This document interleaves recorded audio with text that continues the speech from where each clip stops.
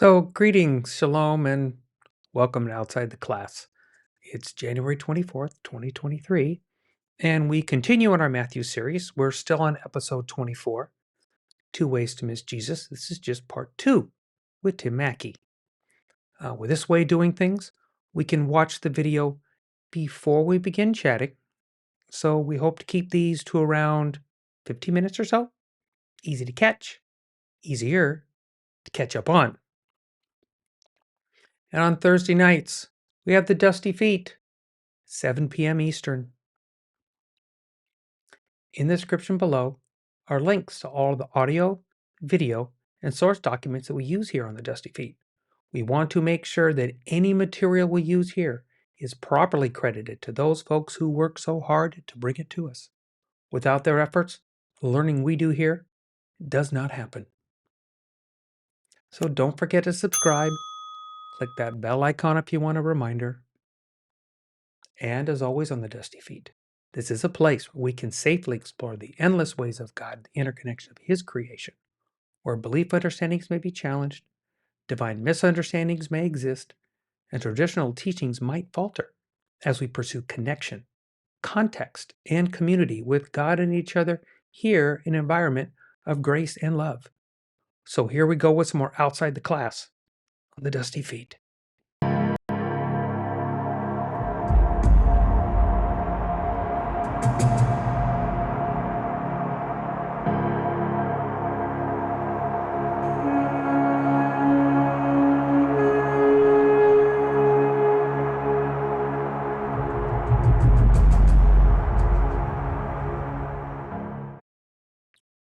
Okay, again, and as always, it is expected that you watch the referenced videos first, so you get a context for this discussion, especially because we're in part two, and to hear the perspective of the originator. I do link all the videos for each week in advance on TheDustyFeet.com on the Outside the Class page. So, if you have not yet, pause this, click on the link in the description, and when you come back, then we can chat.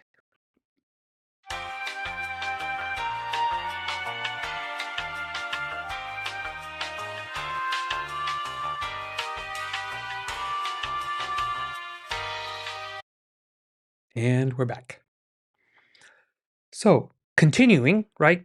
We get this next interaction with these leaders with another sign request, right? And Jesus's answer is very much a perspective answer. You can see that the weather, but you can't see the times that you're in, right? But the sign that he's talking about, that addressing the times they are in, is reflected or patterned in the Jonah story.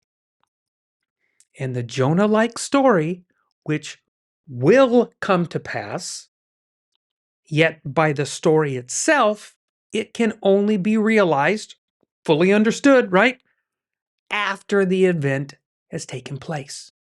You don't get the Jonah story until after he comes out of the fish. If he does not come out, we don't have much of a story. Oh, and have we forgotten that Jesus has said this same thing to another group of Pharisees and scribes in that group? That's back in chapter 12. And they ask for signs, and he references Jonah and all. Um, you know, they will not fully realize what will come and what needs to happen until after those events all unfold. So again, these religious leaders, these Pharisees, the Sadducees, in this act, they're nothing more than a part to help the story along. It also hit me that Yeshua also seems to treat these guys a little like the following crowd, because he answers them in parables, right?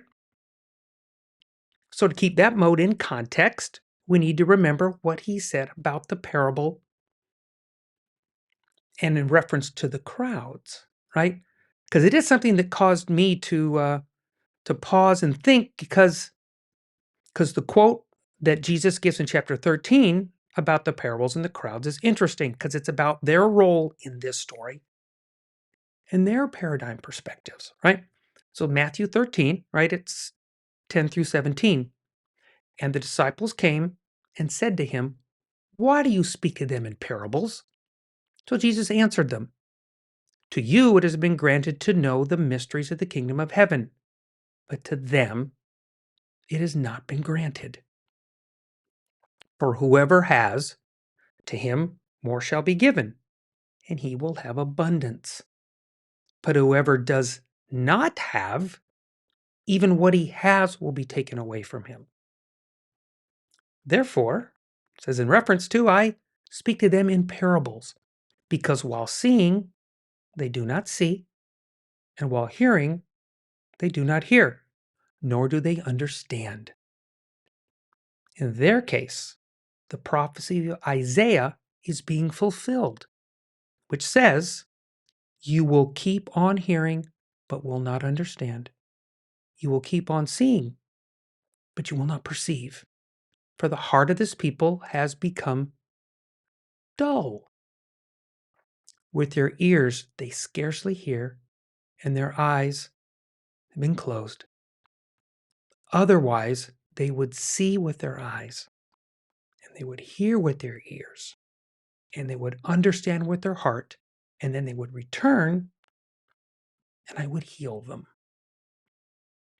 He says, but blessed are you, oh no, blessed are your eyes because they see, and your ears because they hear. For truly I say to you that many prophets and righteous men desire to see what you see, and they did not see.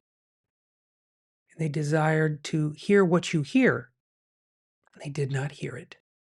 Right? So remember that. Because the crowds, they're not fully going to get it. As in, they're not going to fully understand this until later, especially in reference to the parables. But neither are the religious leaders. Yes, the land, the crowds, the leaders, they've all reached this point in time where the Messiah comes and he needs to point out all of this so that all of those following after will hear the stories and things will change. It hit me when Jesus arrives on the scene that he begins dealing specifically with the Father's chosen, right? Those lost sheep of Israel. And he spends his time dealing with them, right? That's the crowds and those leaders. Yet, remember what Tim mentions?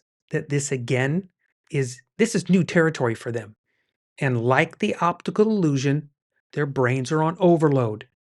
They are grabbing on what they know or what they think they know, and they're trying to correlate it with something that they do not know, and then they're trying to integrate it while being in the moment. Because our brains can get trapped when trying to interpret something. Interpret, that is whether it's visual or audible or experiential, right?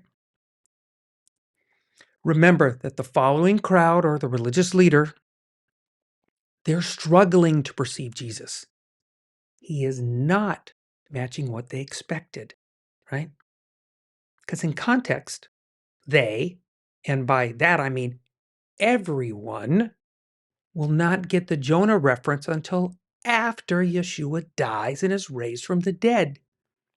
No one sees that coming, not even the disciples. And that includes John the Immerser, right? They will not get this reference. It's easy looking back for us, but not when you're in the moment. Remember, Peter in the garden, he's not understanding that Yeshua must surrender and die. He cuts off an ear. He had been with him from the beginning, but he did not fully grasp still what had to happen. Maybe we should take a second and step back and view this. When we read about religious leaders, right, we are not talking about 100% of them. Nicodemus is a very clear example of a religious leader that was not part of this confronting crowd. Jairus, he's mentioned in Mark and Luke. That's a synagogue official. He's not part of the group either. Okay, but these men, they were who they were, these characters in the story, these Pharisees and Sadducees.